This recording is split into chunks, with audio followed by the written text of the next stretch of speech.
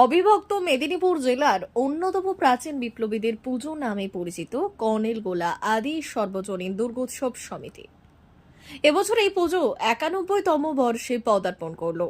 আদি পুজোতে এবারে কলকাতার ফোর্ট উইলিয়ামে 1974 সালে প্রতিষ্ঠিত ভারতবর্ষের সুপ্রিম কোর্টের 250 বছর পূর্তি স্মরণ।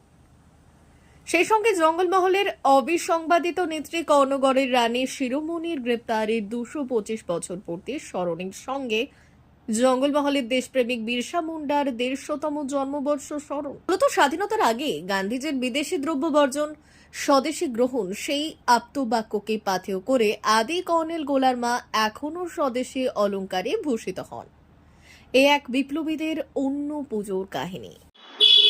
এটা অবিভক্ত মেদিনীপুর জেলার প্রাচীনতম কর্নেলগোলা আদি সর্বজনীন দুর্গোৎসব বর্তমান 91 বছরে পদার্পণ করেছে।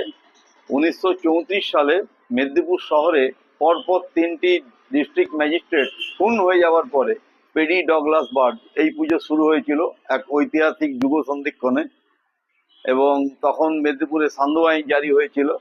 কংগ্রেস সহ ক্লাব সংগঠন স্কাউট সব ভিজিট নিষিদ্ধ ঘোষণা করেছিল।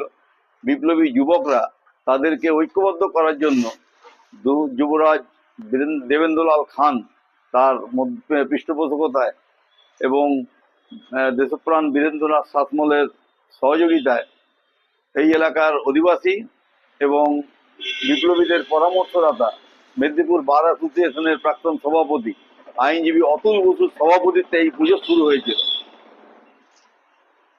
এই পুজোর বৈশিষ্ট্য হচ্ছে, দেখছেন এখনো পর্যন্ত মৃন্ময়ী মূর্তির গায়ে কোনো কৃত্রিম জিনিস পদার্পণ অলঙ্কৃত হয়নি। ঠাকুরের যে গহনা সেটাও মাটির তৈরি, ঠাকুরের যে বস্ত্র সেটাও মাটির তৈরি। এইটার কারণটা হচ্ছে গান্ধীজি বিদেশি দ্রব্য বয়কটের ডাক দিয়েছিলেন। উদ্যোক্তারা গান্ধীজির সেই ডাক তার সাথে সহমর্মিতা প্রকাশ করে এখানে কোনো বিদেশি দ্রব্য 1934 সালেও কোনো অলঙ্কৃত হয়নি মৃন্ময়ী মূর্তিকে, আজও যার ধারাবাহিকতা বজায় রয়েছে। এবছরের পুজোর প্রধান থিম 1774 সালে কলকাতার ফোর্ট উইলিয়ামে ভারতবর্ষের সুপ্রিম কোর্ট স্থাপিত হয়েছিল। সেই হিসাবে বর্তমান বছর সুপ্রিম কোর্ট প্রতিষ্ঠার 250 বছর পূর্তি।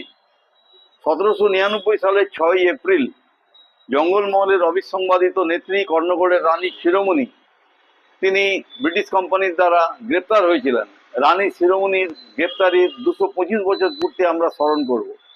তারই পাশাপাশি মুন্ডা বিদ্রোহের নায়ক দেশপ্রেমিক বীর বিরসা মুন্ডা তার 150তম জন্মদিবস হচ্ছে, জন্মবর্ষ পূর্তি হচ্ছে 2024 সালে। আমরা এই দুই মনীষী এবং ভারতবর্ষের সুপ্রিম কোর্টের 250তম জন্মদিন আমরা পালন করব।